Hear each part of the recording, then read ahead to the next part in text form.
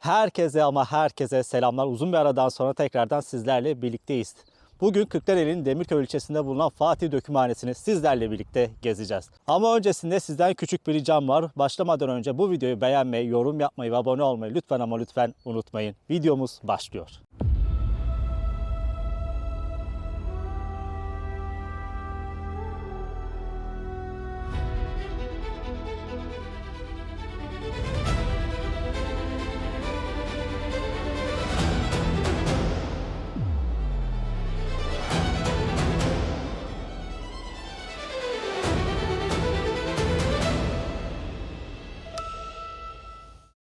Bugün Fatih Sultan Mehmet'in yıkılmaz denilen o Bizans'ın surlarının yıkıldığı, topların döküldüğü yerdeyiz arkadaşlar. O dönemin en büyük teknolojisi burada kullanılmış. Birazdan da size onu anlatacağım. Aynı zamanda göstereceğim. Şu anda bulunduğumuz yer Kırklareli'nin Demirköy ilçesi arkadaşlar. Neden Demirköy deniliyor? Az çok tahmin ediyorsunuz. Çünkü çok fazla demir madeni varmış. Burası Osmanlı döneminde keşfedilmiş bir yer değil açıkçası. Burası Bizans döneminde de aslında kullanılan bir yermiş. Fakat Osmanlı burayı ele geçirdikten sonra o dönemin son teknolojisini burada kullanmış. O teknoloji nasıl işlediğini kısaca sizlere bahsetmek istiyorum. Öncelikle şurayı size bir göstermek istiyorum. Buradan yukarıdan gelen suyun yönünü değiştirip buraya vermişler. Çok şiddetli bir şekilde akan su şu görmüş olduğunuz yerin içinden akıp esas dökümhanenin bulunduğu yere doğru yüksekten aşağı doğru akıyormuş. Yine su oradan geliyor ve buradan devam ederek aşağıda bulunan yaklaşık 30 tonluk bir çarkı çeviriyormuş. Burada 30 tonluk bulunan çark şu anda yok. Neden? Çünkü hurdacılara satılmış zamanında. Daha önce demir madeni görmediyseniz o dönemden kalma burada küçük bir demir madeni var. Daha önce ben de hiç görmemiştim.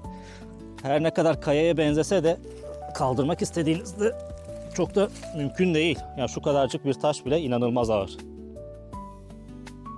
Burası yaklaşık 10.000 metrekarelik bir alana sahip arkadaşlar ve tahmin edebileceğiniz gibi burası aslında Osmanlı askerleriyle korunan bir yerdi.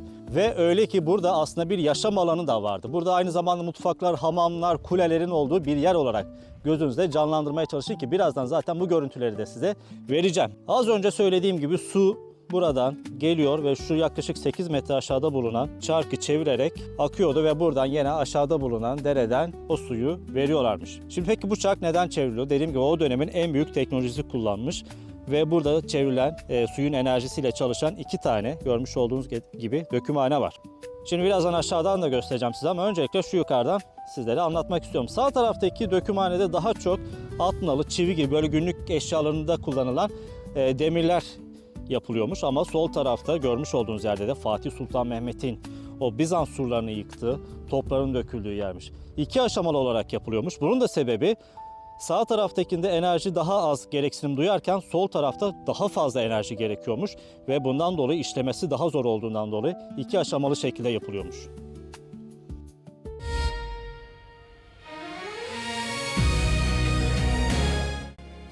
Bu köyümüzde Hamdi isminde bir kaymakam varmış zamanla. Atatürk o zaman saymış. Bir adliye binası yapılırken hep o Rumları ekseri çalıştırıyormuşlar. Rum göçmenleri, gençleri. Evet, az önce de söylediğim gibi burası aslında bir yaşam kompleksiydi. Çünkü burada çalışanlar vardı ve askerler vardı. Askerler için ayrı, çalışanlar için ayrı bölümler vardı. Yanlış hatırlamıyorsam burası mutfak olması gerekiyor. Burada yaşayanlar için tabii ki mutfak gereksinimi de ihtiyaçtı.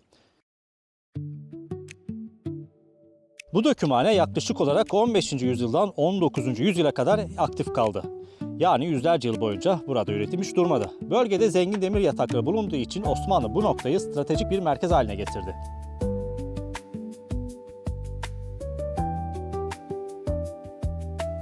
Az önce göstermiştim sizlere. Hemen su şuradan 8 metre aşağıya doğru akıyor ve aşağıda bulunan çarkı çeviriyor. Oradan elde edilen enerjiyle birlikte hemen yan tarafında bulunan bu 2 dökümhaneyi çalıştırıyordu arkadaşlar. Suyun devamı da yine aynı şekilde buradan oluklarla aşağıdaki dereye doğru veriliyordu. Burada dev çekiçler yaklaşık 100 kilograma ulaşan ağırlıklarıyla demiri dövdü. Bu işlem sonucunda çivi, nal ve çeşitli metal parçaları üretildi. Ayrıca üretilen demir yüksek enerji kalıplarına döküldü ve büyük toplar hazırlandı. Dökümhanenin stratejik değeri oldukça yüksekti. Bu nedenle Osmanlı askerleri burayı koruyordu. Çünkü burada üretilen toplar ve demir malzemeler doğrudan askeri gücü etkiledi. Şimdi buranın stratejik konumundan da bahsedelim arkadaşlar. Bildiğiniz gibi burası ormanların arasında kalmış gizli bir yer aslında. Bizans döneminde de burası yine maden ocağı olarak kullanılıyor ve demirler burada yine işleniyormuş.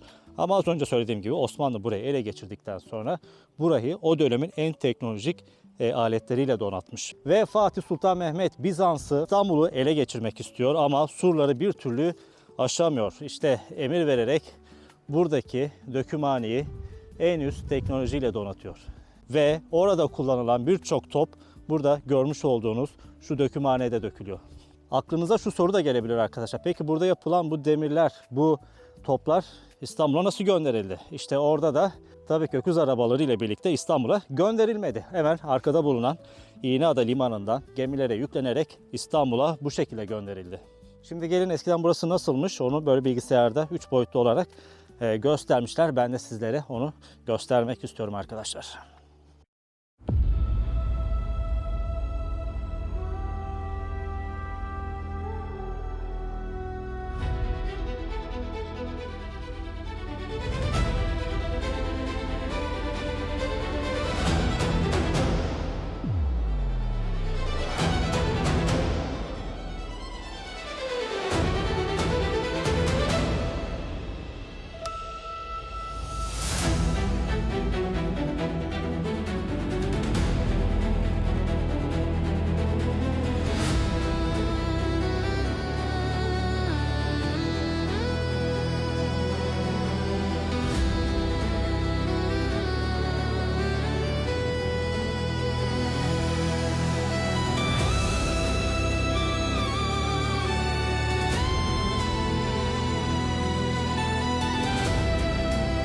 Arkamda da görmüş olduğunuz gibi çok güzel bir cami var. O dönemden kalma. Tabii bu daha sonrasında yıkılmış ama yakın zamanda burası restore edilmiş. Şu anda ne yazık ki içerisini sizlere gösteremiyorum. Kapı kilitli ama dışarıdan bakıldığında gerçekten güzel restore edilmiş. Şeyi isterdim. Mesela buradaki dökümhanenin de bazı yerlerini böyle güzel bir şekilde restore edilmiş olmasını isterdim. En azından gözümüzde daha net canlanabilirdi. Ya da görmüş olduğunuz gibi şuralar askeri bölgelermiş, kuleler varmış buralarda. Mesela bunlar da restore edilip o şekilde tasvir edilebilirdi diye düşünüyorum. Belki ilerleyen zamanlarda yapılabilir. Çünkü burası ile ilgili restorasyon çalışması yapılacak diye bir bilgi var ama uzun zamandır ne yazık ki yapılan bir işlem yok. Ben yaklaşık buraya 2 yıl önce gelmiştim. O zaman da aynıydı. Şu anda da gördüğüm kadarıyla aynı, değişen bir şey yok. Dediğim gibi umarım en kısa zamanda burası en güzel şekilde restore edilip Demirköy'e kazandırılır diye düşünüyorum. Çünkü burası görülmesi gereken bir yer. Buraya yolunuz düşerse bence gelin. Yani bir şey kaybetmezseniz yolu çok güzel, çok keyifli. Böyle yeşilliğin içerisinde ağaçların arasında geliyorsunuz. Aynı zamanda da burayı ziyaret edebilirsiniz.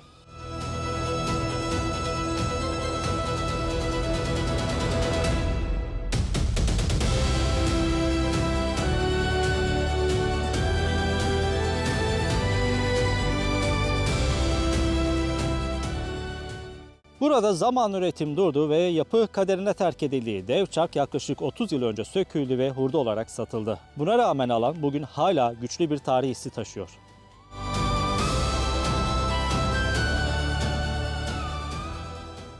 Demirköy'e bağlı Hamdi Bey Köyü, köklü tarihi ve kültürel zenginliğiyle dikkat çeken bir yerleşimdir.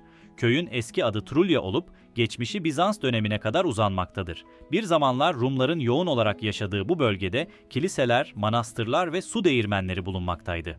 1900'lü yılların başında yaklaşık 1000 hanelik büyük bir yerleşim olan köy, ticaretin ve sosyal hayatın canlı olduğu önemli bir merkezdi.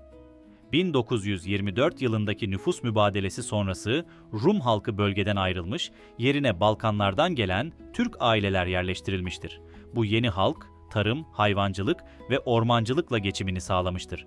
Ancak zamanla ekonomik ve sosyal nedenlerle köyden göçler yaşanmış ve nüfus azalmıştır. Köy, adını Kurtuluş Savaşı kahramanlarından Hamdi Bey'den alır. Günümüzde Hamdi Bey Köyü doğal güzellikleri, geleneksel mutfağı ve sakin yaşamıyla Trakya'nın önemli kültürel miraslarından biri olmaya devam etmektedir. Ben Hamdi Bey'de kalıyorum. Hamdi Bey Demirköy'e bağlı Kırklareli'nde. Çiftçilik yapıyoruz, hayvancılık yapıyoruz. Şimdi kalmadı, hayvancılık da kalmadı. İnsanlar hep ormana yöneldi. Köyümüzde kalmadı, hayvan da kalmadı. Çok güzeldi. Çok güzeldi. Çok bizim eskiler çok çalışırdı. Buradan İnada'ya denize ağaç götürürlerdi. Tomruk odun. Deniz yoluyla. Buradan yolu yoktu. Bu köyümüzde Hamdi isminde bir kaymakam varmış zamanla. Atatürk o zaman saymış. Bir adliye binası yapılırken hep o Rumları ekseri çalıştırıyormuşlar. Rum göçmenleri, gençleri. Ondan sonra inşaat bitiyor. İnşaat bittikten sonra açılışa gelecek vali. O gençler de Rum gençleri pusu kuruyorlar Karaman'da yukarıda valiyi öldürmek için. Ondan sonra bir çatışma oluyor. Valiyi tutturamıyorlar, oğlunu öldürüyorlar. Bu sefer Atatürk saymış. Derhal demiş bunlara 24 saatte sınırı geçmiş olacaksınız kendi ülkenize. Burada beraber yaşıyormuşlar ama Türk kontrolü altında. Bizim köyümüz Rumlardan kalma. Biz Boşnak oluyoruz. Boşnaklar nereden geldi? Boşnaklar zamanla Kafkaslar tarafında bir Hun devleti diye bir devlet varmış. Ama bizim Boşnakları kimse sevmiyormuş. O Hun devleti ayırmış onları, kovalamış. Ta Romanya'nın Karpak dağlarına kadar orada bırakmışlar onları. Onlar da yavaş yavaş şeye geçmişler Sırbistan'a. Orada bir açık alanda sığınmışlar. O zaman da Fatih Sultan Mehmet saymış. Gitmiş oraya. Tabii Osmanlı'nın zamanında istila etmişler orayı tabii. Gitmiş gezme falan. Bizim yetkililere, oradaki yetkililere sormuş. Bunlar kim nedir falan. Vallahi dediler ki bu Karpak tarafından geldiler. İşte burada sığındılar. 30 bin kişi. Tabii Fatih Sultan Mehmet birkaç dil biliyormuş. Gitmiş onlara sormuş. Siz nesiniz, kimsiniz? Onlar da bizim Sırp dilini, aslında bizim dilimiz Sırp dili, Boşnakça yani. Mi smo bogovi demişler.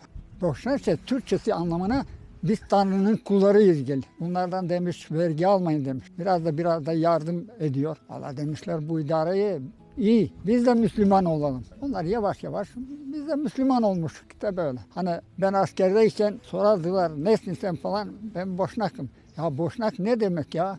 Ayrı bir Sırp dili işte. Ya siz kılıçtan dönme demek istiyor. Diyeceğim öyle. Ondan sonra bizim mübadeleyle anlaşma yapıyorlar. Geliyorlar buraya. Köy bomboş. Rumlar giderken ekinleri bazıların kalmış ambarlarda böyle. Terk etmişler, gitmişler. Sınıra kadar manda arabalarına, at arabalarına götürmüşler eşyalarını falan. Ondan sonra bizimkileri gelmişler. İşte burada onlar altın saklamıştır. Ya altının ne? Altın bir avuç altını varsa cebine koymuş. Yatağı mı şey mi götürecek oraya? Orada parasını koymaz cebine. Orada baş kalır. Ama eğer yaşlı bir kadın eceli gelmiş de sakladıysa bir duvarın içinde birkaç tane sarılıyla eceli tutmuş, ölmüş. O anda da o altın kalmış orada. Burada altın, hadi yıkın binaları, yıkıyorlar, altın arıyorlar. Onlar kafileye gelmişler. 10 hane, 20 hane. Ondan sonra adamın 15 yaşında oğlu varsa sen demiş git o binaya. Ötekine demiş sen git o binaya. Yarın öbür gün evlendiği zaman hazır evi olsun. Gidip yakmak için ormandan gidip ağaç almamışlar, odun almamışlar. Boş binaları yakıyormuşlar, yıkıyormuşlar. Fazla kalabalık olmasın diye. Düşün bir sefer 700 hane varmış burada. Binaları hep böyle bitişik yapmışlar. Bir tarafta bir kardeş, bir tarafta kapılar ayrı tabii. Böyle. Şu anda kaç hane? 80 hane, 80 hane. Gençler gitti hep İstanbul'a gittiler burada. Hep durumu bozuk olanlar gittiler oraya İstanbul'a. Geçimleri sağlayamadılar, hayvancılık yapmadılar falan fıstık. Onlar da gittiler oraya ama durumları düzelttiler. Fabrikalara falan girdiler oraya. Bizimkiler kalmışlar burada ama çok da hayvancılık yapıyordular. Çok da Hayvan tarım değil mi? Tabii hep. Ormanda Haydar Doğu isminde biri varmış. Rumlar zamanında İnada'da Rumlar kalıyormuşlar. Orada onlara köy bekçisi lazım. Mesela ovada var, her köyde vardı. Önceden vardı, şimdi bilmiyorum. Köy bekçisi ayrı, korucu biz diyoruz. Bir de arazi bekçisi ayrı oluyor. Mesela hayvancılar, çobanlar zarar yapmasın diye. Orada Rumlara bekçilik yapıyormuş işte. Git getir şunu, bunu getir falan. Ama onlar oradan giderken Rumlar evlerin anahtarlarını hep onlara bırakmışlar. Onlar ümit ediyormuşlar tekrar dönecekler diye. Bu sefer o dediğim Haydar Bey hepsine konmuş orada. Bir ahır yapmış ormanda, denizde sahile yakın bir göreceksin böyle. Hep taş duvarlar, kalın o duvarlar böyle. Hayvancılık yapıyormuş. 200-300 tane sığır hayvanı varmış. Ağaç kestiriyormuşlar, İnada'ya götürüyormuşlar. Ondan sonra kömür yapıyormuşlar. Ağaçları için. Ormanlar devlete 1946'da geçti. Herkes kime lazımsa gidiyor ormandan kesiyor. Ormancı yok, şef yok, kimse yok. Gidiyorlar ormandan kesiyorlar, götürüyorlar aşağı denize. O zaman böyle liman falan yoktu. Denizde o kayıklar geliyorlar bir yere kadar. Ondan sonra sırtla taşıyorduk odunları. Ondan sonra gemiye götürüyorlar. Öyle hep deniz yoluyla yani. Zorluk da varmış. Ama hep bu büyük köylerde Rumlar yaşıyormuş, zenginmişler. Hayvancılık yapıyormuşlar ama hayvancılığı da dışarıda yapıyormuşlar, köyde değil. Mesela İnada'ya giderken buradan 20 kilometre, 15 kilometre var, orada ahırını yapmış, hayvanlarını orada yapmış ama onlar gittikten sonra bizimkiler bakmamış. Sonra bizimkiler buraya yerleşince devlet onlara yer vermiş. Mesela parselemiş tarlalar. Köye yakın olanları 4 dönüm, 5 dönüm. Daha biraz uzakları 6-7 dönüm. Daha uzakları arazi çok vermiş. Ama şimdi araziyi de kimse çalışmıyor. Ormanlaştı. Ormanlaşınca bu sefer kadastro, 2012'de kadastro çalışmaları oldu burada. Burası neresi tarla demiş. Orman falan hep devlet ormana bıraktı onu. Diyeceğim öyle oldu.